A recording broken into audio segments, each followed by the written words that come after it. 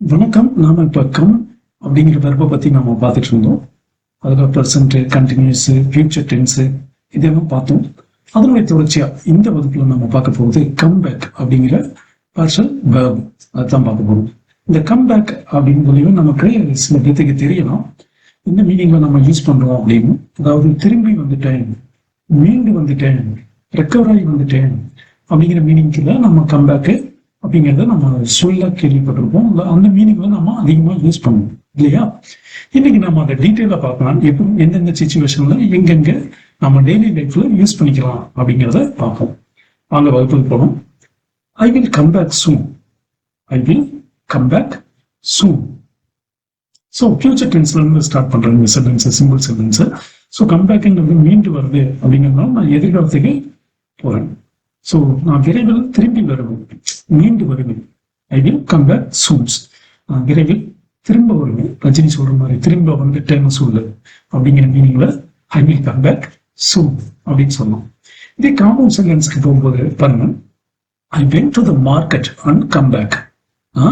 மார்க்கெட்டுக்கு போயிட்டு திரும்பி வந்தேன், அந்த வழியில உன்னை பார்த்தேன். அது அப்ப நான் நடந்த ஒரு விஷயத்தை சொல்லும் போது நம்ம இந்த மாதிரி சென்டென்ஸை ஸ்டார்ட் பண்ணலாம். ஐ went to market and come back. Into market and come back. So இதே மாதிரி இன்னொரு இதுல காம்ப்ளெக்ஸ்ல பார்க்கும்போது எப்படி பார்க்கலாம் அப்படின்னா, நான் திரும்பி வந்த பிறகு இதை பத்தி பேசலாம் அப்படின்னு சொல்ற மாதிரியான ஒரு சென்டென்ஸ் பேட்டர்னுக்கும் நம்ம யூஸ் பண்ணலாம்.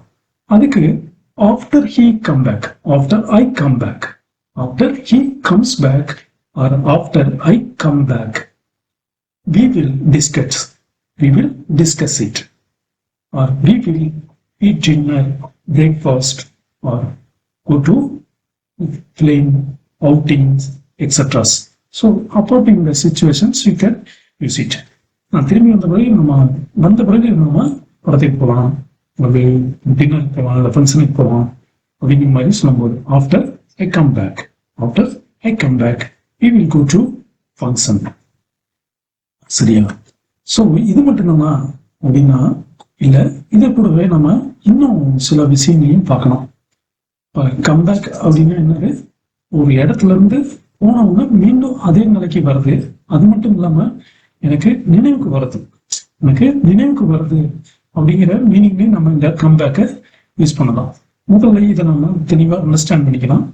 ஸோ மீண்டும் பாருங்க, I come back home, I come back home every day at 6 o'clock. நான் டெய்லியும் சாயங்காலம் 6 மணிக்கு வீட்டுக்கு வந்துடுவேன், வீட்டுக்கு வந்துடுறேன், வீட்டுக்கு வந்துடுறேன். கம் அப்படிங்கிறத விட கம் பேக், திரும்பி வந்துடுறேன் அப்படின்னு, எங்கிருந்து கிளம்பணுமோ அங்கேயே திரும்பி வந்துடுறேன் அப்படிங்கிற சொல்லலாம். இது கண்டினியூஸ் டென்ஸ்ல சொல்றேன். I am coming back from office now. நான் இப்பதான் வீட்டுல இருந்து, ஸ்கூல்ல இருந்து, அதாவது ஆபீஸ்ல இருந்து, இல்லை ஒர்க்கிங் இதுல இருந்து, டியூட்டில இருந்து திரும்ப வந்திருக்கேன், நான் இப்பதான்ப்பா வந்திருக்கேன் அப்படிங்கிறத கொஞ்சம் அழுத்தமா சொல்லும்போது I am coming back from duty now. நான் இப்பதான் டியூட்டில இருந்து வந்திருக்கேன், அது முடிய ஆரம்பிக்கிற அப்படின்னு சொல்லுவோம் இல்லையா? அந்த மாதிரி சிச்சுவேஷன்ல I am coming back from school now. இதே நம்ம கொஞ்சம் பாஸ்ட் டென்ஸ்ல ஒரு கம்ப்ளைண்ட் டோன்ல சொல்லுவோம். He came back. He came back late last night. இதுக்கு முன்னாடி செஷன்லயே உங்களுக்கு சொல்லியிருக்கேன், லேட்லிக்கு என்ன வித்தியாசம்னு. அதை கண்டினியூவா ஃபாலோ பண்ணிட்டு இருக்கவங்களுக்கு தெரியும் என்ன வித்தியாசம் லேட்டுக்கும் லேட்லிக்கும். லேட் அப்படிங்கிறது தாமதம், லேட்லி அப்படிங்கிறது இப்ப கடந்து கொஞ்சம் நாளைக்கு முன்னால, ஒரு 2-3 நாளைக்கு முன்னால நடந்த சம்பவங்களை சொல்லும்போது லேட்லி அப்படிங்கிறத யூஸ் பண்ணலாம். ஸோ அதையும் நீங்க ஒர்க்கா பார்க்கும்போது இந்த சின்ன சின்ன வார்த்தைகளை எப்படி அர்த்தங்களோட உபயோகப்படுத்திக்கிறது அப்படிங்கிறத நம்ம தெரிஞ்சுக்க முடியும். ஸோ இப்போ இந்த சென்டென்ஸ் சிம்பிள் பாஸ்ட் டென்ஸ், இந்த சென்டென்ஸ் பார்ப்போமே. He came back after late last night. He came back late last night. அவன் நேற்று நைட்டு லேட்டாக தான்ப்பா வந்தான், அவன் நேற்று நைட்டு லேட்டாக தான் வந்தான். அழுத்தமா சொல்லணும் இல்லையா? அந்த மாதிரி இதுக்கு லேட்டாக தான் திரும்பி வந்தான். திரும்பி வந்தாங்கிறது இங்க மீனிங்ல அவனுக்கு நேற்று நைட்டு லேட்டா தான் வந்தான் அப்படிங்கிறத அழுத்தமா சொல்லும்போது கேம் பேக் யூஸ் பண்ணிக்கலாம். இதே பாஸ்ட் கண்டினியூஸ்ல பாருங்க, he was coming back when it started rainings while I'm taking the classes that they present now raining outside. So that's why I'm taking this example. I was coming back when it started rainings. மழை வரும்போது திரும்பி வந்துட்டு இருந்தான். நான் திரும்பி வந்துட்டு இருக்கும்போது மழை வந்துருச்சுப்பா அப்படின்னு சொல்லும் இல்லையா, அந்த மாதிரி சுச்சுவேஷன் இது. I was coming back when it started raining. When it started rainings, there also be gerund forms. That coming and rainings. That rhyming, rhythmic and then gerund form also be. So நம்ம ஒரு வாக்கியம் அமைக்கும் போது அதனுடைய rhythms கெடாமல், மொழியினுடைய rhythms கெடாம நம்ம வாக்கியத்தை அமைச்சு பழகணும்னா கூட கொஞ்சம் இங்கிலீஷ் கான்ஃபிடண்டா பேசக்கூடிய வாய்ப்பு இருக்கும். ஸோ இந்த சென்டென்ஸ் புரிஞ்சிருக்கு இல்லையா? இப்போ நம்ம அடுத்த ஒரு சென்டென்ஸ் போவோம். நான் நாளைக்கு திரும்பி வந்துருவேன். I will come back tomorrow. I will come back tomorrow. I will be coming back by evenings. நான் மாலைக்குள்ள, நான் சாயங்காலத்துக்குள்ள திரும்பி வந்துருவேன். நான் சாயங்காலத்துக்குள்ள திரும்பி வந்துருவேன். I will be coming back. I will be coming back by evening. இதே ஒருத்தன் ஊர்ல இருந்து திரும்பி வந்துட்டான் அப்படின்னு சொல்றதுக்கு நம்ம முன்னே பார்த்துருவோம் இல்லையா? வேற ஒரு மாதிரியான வாக்கிய அமைப்புல பார்த்துருவோம். இப்ப நம்ம இங்க இன்னொரு அமைப்பு பார்க்கலாம். She has come back from Delhi. She has come back from Delhi. நம்ம has இதுக்கு முன்னால ஹேஸ்ல நம்ம லாஸ்ட் சென்டென்ஸ் ஹேஸ்ல முடிச்சிருப்போம். அந்த ஹேஸ்ல நம்ம பார்க்கும்போது சொல்லியிருப்பேன். She has come from Chennai. She has come from Chennai. Come from Chennai அப்படிங்கிறது சென்னையில இருந்து வந்துட்டான்னு நான் சொல்றேன். நான் இங்க நான் அதே சென்டென்ஸ்ல பேக்கையும் சேர்த்திக்கிறேன். She has come back from Delhi. அவர் டெல்லியில இருந்து திரும்பி வந்துட்டா. அங்கேயே செட்டில் ஆகலான்னு போயிருக்கேன், ஆனா முடியல, திரும்பி வந்துட்டேன். அதாவது அங்கிருந்து ரிசைன் பண்ணிட்டு வந்துட்டேன், இல்ல அங்கிருந்து வெக்கேட் பண்ணிட்டு நியூ பிளேஸுக்கு நான் ஷிஃப்ட் ஆயிட்டேன். அப்படிங்கும்போது அந்த மாதிரி சென்டென்ஸ், அந்த மாதிரி மீனிங்ல நம்ம யூஸ் பண்ணும்போது இதை யூஸ் பண்ணலாம். So she has or I have come back from Delhi. I have come from Delhi. I have come from Delhi. அதாவது நான் டெல்லியில இருந்து வந்துட்டேன் அப்படிங்கிற மீனிங் அது கொடுக்குது. I have come back from Delhi அப்படின்னா நான் டெல்லியில டியூட்டிலையோ இல்லை சர்வீஸ்லையோ அல்லது ஏதோ படிக்கிறதுக்கு நான் போயிருந்தேன், அங்கிருந்து திரும்பி வந்துட்டேன். அந்த படிப்பை முடிச்சுட்டு அல்லது அந்த வேலையை முடிச்சுட்டு நான் திரும்பி வந்துட்டேன் அப்படிங்கும்போது I have come back from Delhi. So இந்த வாக்கிய அமைப்புல வித்தியாசம் தெரியுது இல்லைங்களா? கம் ஃப்ரம் டெல்லிக்கும் கம் பேக் ஃப்ரம் டெல்லிக்கும் வித்தியாசம் தெரிஞ்சுக்கிட்டீங்க. ஸோ இதில் ஏதாவது கன்ஃபியூஷன் இருக்கணும், நீங்கள் feel free comment here. I am ready to explain you. So next sentence பார்ப்போம். He had come back before you arrived. Before you arrived. நீ வரதுக்கு முன்னாலேயே அவன் திரும்பி வந்துட்டான். அவன் வந்துட்டான். நீ வரதுக்கு முன்னாலே அவன் வந்துட்டான்ப்பா, நீ அவனை போய் சத்தம் போடாத அப்படின்னு சொல்லும் இல்லையா? அதுக்கு நம்ம எப்படி யூஸ் பண்றோம்?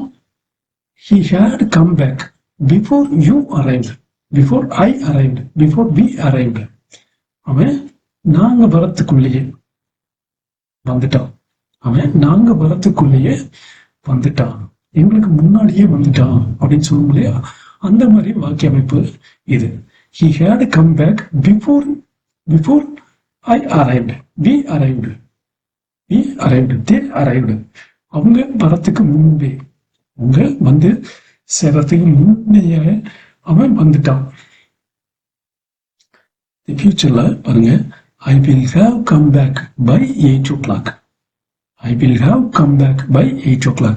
8 மணிக்குள்ள திரும்பி வந்துருவோம்ப்பா, நீங்க ஒன்றும் பண்ணாதீங்க, நீங்க எதிர்பார்க்காதீங்க, அது வரைக்கும் எதிர்பார்க்காதீங்க அப்படின்னு சொல்றதுக்கு I will have come back by 8 o'clock. I will have come back by 8 o'clock. So இப்போ நம்ம அதை கொஞ்சம் ஷார்ட்டா பார்ப்போம். He come back early.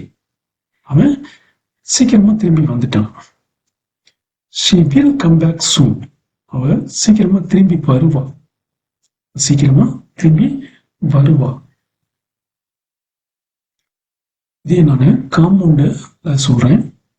I went to Chennai, but I came back the same day. நான் மெட்ராஸ் போனேன், அதே நாளில் திரும்பி வந்துட்டேன். போன வேகத்தில் திரும்பி வந்துட்டேன். எப்படி சொல்றேன்னு, I went to Chennai, but I came back the same day. I came back the same day.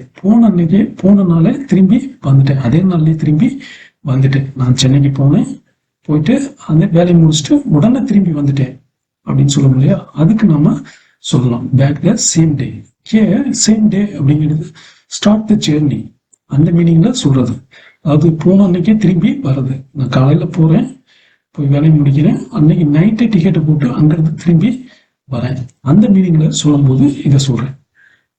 இதே இப்படியும் சொல்லலாம், I wait for hims. I wait for him and he come back after an hour. நான் அவனுக்காக wait பண்ணிட்டு இருந்தேன், 1 மணி நேரத்துக்கு அப்புறம் திரும்பி வந்தான். 1 மணி நேரத்துக்கு அப்புறம் வந்தான். அவனுக்காக வெயிட் பண்ணிட்டு இருந்தேன்ப்பா, 2 மணி நேரம் கழிச்சு வந்தான்ப்பா, 1 மணி நேரம் கழிச்சு வந்தான்ப்பா.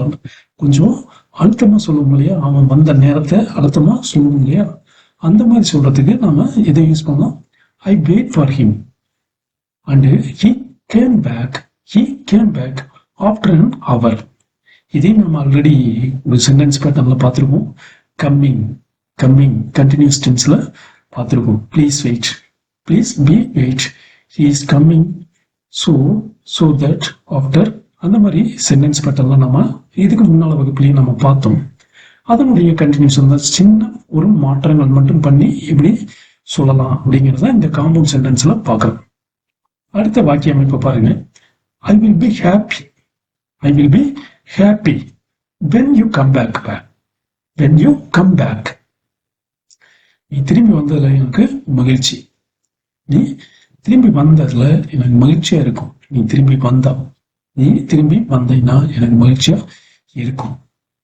அதாவது நீ இப்ப என்ன விட்டுட்டு கோபமா போற, அல்லது ஒரு பர்பஸா போறோம், அந்த வேலையை முடிச்சுட்டு சக்சஸ்ஃபுல்லா முடிச்சுட்டு எவ்வளவு சீக்கிரம் முடியுமோ அவ்வளவு சீக்கிரம் நீ திரும்பி வந்தீங்கன்னா எனக்கு மகிழ்ச்சியாக இருக்கும். ஐ will be happy when you come back. இதே எனக்கு தெரியல, அவன் திரும்பி வந்துட்டான்னு எனக்கு தெரியல அப்படிங்கும்போது சொல்றதுக்கு அதன் பாருங்க, I don't know or I didn't know. I don't know or I didn't know that he had come back.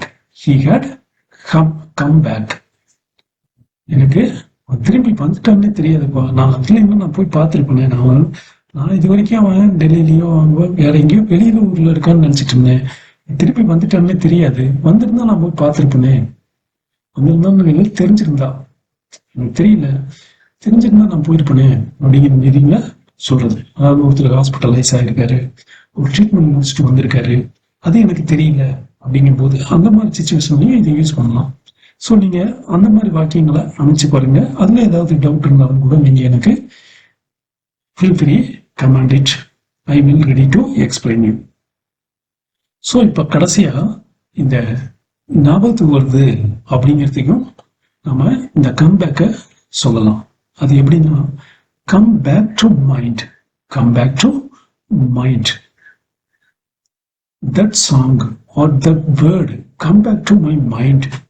அந்த பாட்டு, அந்த வார்த்தை எனக்கு மறுபடியும் ஞாபகத்துக்கு வந்துச்சு. ஞாபகத்துக்கு இல்லப்பா, it come back to my mind. Come back to my mind. That song, that incident, that word. நீ சொன்ன அந்த வார்த்தை மறுபடியும் திரும்ப என் நினைப்புக்கு வந்துச்சு, அதனால இந்த வேலையை கரெக்டா பண்ணிட்டேன் அப்படின்னு சொல்ல முடியும். அந்த மாதிரி வார்த்தைக்கு, அந்த மாதிரி சூழலுக்கு நாம இது கம் பேக் டு மைண்ட் அதை யூஸ் பண்ணலாம். Come back from failure. So he came back stronger after his failure. அவன் தோத்ததுக்கு அப்புறம் மறுபடியும் ஸ்ட்ராங் ஆயிட்டு வந்துட்டான் அப்படின்னு சொல்லலாம். ஸோ இது மட்டும்தானா அப்படின்னா, நம்ம அடிப்படையில் இந்த கம்பேக் அப்படிங்கிறத எப்போ யூஸ் பண்றோம் அப்படின்னா, மேக்சிமம் எந்த மீனிங்ல யூஸ் பண்ணோம்னா, ஒருத்தரோட உடல் ரீதியான ஆரோக்கிய குறைபாடுகள் அல்லது ஒரு மருத்துவ இதுக்கு அப்புறமா திரும்பி வர்றதுக்காக நம்ம யூஸ் பண்றதுதான் இந்த கம்பேக் அப்படிங்கிறத யூஸ் பண்ணுவோம். ஸோ அந்த மாதிரி இதுக்கு எப்படி யூஸ் பண்றது அப்படிங்கிறத ஒரு கிளான்ஸ் பார்த்துட்டு இந்த செஷன் நம்ம வைண்ட் அப் பண்ணிக்கலாம். ஏன்னா டைம் கொஞ்சம் அதிகமாகவே போயிடுச்சு. My fever has come back again. My fever has come back again. எனக்கு மறுபடியும் காய்ச்சலே வந்துருச்சுப்பா, எனக்கு மறுபடியும் தலைவலி வந்துருச்சுப்பா அப்படின்னு சொல்லுவோம் இல்லையா, அந்த மாதிரி. ஸோ இங்க ஃபீவர் அப்படிங்கிறதுக்கு பதிலாக நான் தலைவலி அப்படின்னு போடுறாங்க. My pain, my head Ek come back after a few days. My pain or my illness, my head ache, my stomach ache, இந்த மாதிரி விஷயங்கள். My stomach ache came back after a few days. கொஞ்ச நாளைக்கு அப்புறம் மறுபடியும் வந்துருச்சு, அந்த வலியோ அந்த பிரச்சனையோ வந்துருச்சு. ஸோ இந்த கம்பேக் அப்படிங்கிறத நம்ம உடல் ஆரோக்கியம் குறைபாடான விஷயங்களுக்கு யூஸ் பண்ணலாம். இல்னஸ், ஹெல்த்து, ட்ரீட்மெண்ட், அதுல இருந்து ரெக்கவரி ஆகுது, அந்த மாதிரி விஷயங்களுக்கும் யூஸ் பண்ணிக்கலாம். மேக்சிமம் அந்த மாதிரி டேர்ம்ஸ்ல தான் நம்ம யூஸ் பண்ணுவோம். ஸோ நெக்ஸ்ட் ஒரு சென்டென்ஸ் பார்ப்போமே. த infection, the infection may come back if you don't complete the treatment. இந்த சிகிச்சை முழுமையா முடிக்கலைன்னா உங்களுக்கு மீண்டும் தொற்று வரலாம், மீண்டும் தொற்று வரலாம். இன்ஃபெக்ஷன் தொற்று, ஏதாவது தொற்று வரலாம். ஸோ அதனால நீங்க இந்த ட்ரீட்மெண்ட்டை கம்ப்ளீட் பண்ணிக்கிங்க, அல்லது கொஞ்சம் ஹெல்த் கான்சியஸா இருங்க அப்படிங்கிற மீனிங்ல. The infection may come back if you don't complete the treatment. So இதே வந்துட்டு மீண்டு வருது, ரெக்கவரி ஆகி வருது அப்படிங்கிறதுக்கு நம்ம சொல்லலாம். ரெக்கவரி ஆகி வருதுன்னா எனர்ஜி, ஹெல்த்து, ஸ்ட்ரென்த்து, ஹாப்பினஸ், இந்த மாதிரி. ஸோ சென்டென்ஸ் பாருங்க. she was very weak, she was very weak but now her strength has come back. ரொம்ப பலகீனமா இருந்தா, ஆனா இப்ப அவளுக்கு மீண்டும் வலிமை கூடிருச்சு, வலிமை வந்துருச்சு, ஸ்ட்ராங்கா வந்துருச்சு, வலிமை வந்து விட்டது. she was very weak she was very weak but now her strength has come back. strength has come back. அடுத்த ஒரு சென்டென்ஸ் பாருங்க. after taking rest his energy come back. நல்ல ஒரு ரெஸ்ட் எடுத்த பிறகு நல்ல ஒரு எனர்ஜி வந்திருக்குப்பா, எனர்ஜி வந்துருச்சு அப்படின்னு சொல்லுது. After taking rest my energy come back, my energy come back. So next sentence பாருங்க. I'm so happy to see you, I'm so happy to see you come back to health. நீ மீண்டும் நலத்தோட, மீண்டும் உடல் நலத்தோட ஆரோக்கியமா தேடி வந்ததை பார்த்து எனக்கு ரொம்ப மகிழ்ச்சி. I'm so happy to see you come back to health. மீண்டும் திரும்பி வந்தது, நோயிலிருந்து மீண்டும் வந்ததுல எனக்கு ரொம்ப ஹாப்பி அப்படிங்கிறத சொல்லலாம். ஸோ இதுல லாஸ்டா ஒரு சென்டென்ஸ்ல come back from illness, come back from illness, ஒரு நோயிலிருந்து மீண்டு வருது. he come back from illness last week. அவன் போன வாரம் தான் அதுல இருந்து ரெக்கவர் ஆகி வந்தான், அதுங்களும் மீண்டும் இப்படி ஆயிடுச்சு அப்படின்னு சொல்லும் இல்லையா, அந்த மாதிரி situation. he came back from illness last week. அடுத்த ஒரு sentence. she came back from her long treatment stronger than before. அவ நீண்ட நாள் சிகிச்சைக்கு அப்புறமா முன்னை விட இப்ப நல்லா ஸ்ட்ராங்கா வந்துட்டா, ஹெல்த்தியா வந்துட்டா அப்படின்னு சொல்றது. she came back from her long treatment stronger than before. So இங்க திரும்பி வருது, மீண்டு வருது அப்படிங்கிற மீனிங்ல நம்ம கம்பேக்க யூஸ் பண்ணலாம். இதை நம்ம நல்லா தெரிஞ்சுக்கிட்டோம். My head Ek come back. இப்ப இதுக்கெல்லாம் மீனிங் சொல்லுங்க. இந்த நான் ஒரு சில சென்டென்ஸ் எல்லாம் சொல்றேன். இந்த சென்டென்ஸை நீங்க என்ன மீனிங்ல நான் சொல்றேன் அப்படிங்கிறத பாருங்களேன். My head Ek come back, my headache came back. My strength came back after treatment. After treatment. You come back from illness soon. You come back from illness soon. So இதுக்கெல்லாம் என்ன மீனிங் அப்படிங்கிறத நீங்கள் மேலே பார்த்த sentence வச்சு இன்னைக்கு நான் என்ன மீனிங்கில் இந்த சென்டென்ஸ் எல்லாம் சொல்லியிருக்கேன் அப்படிங்கிறத கொஞ்சம் ப்ராக்டிஸ் பண்ணுங்க. நம்ம அடுத்த வகுப்பில் இதுக்கு அடுத்து ஒரு பார்ஷல் வர்பு கம்மில் இருக்கக்கூடிய பார்ஷல் வர்பு பார்க்கலாம். ஒன்றா பார்க்கலாம். கம்மின் அப்படிங்கிறத பார்க்கலாம். Thank you very much.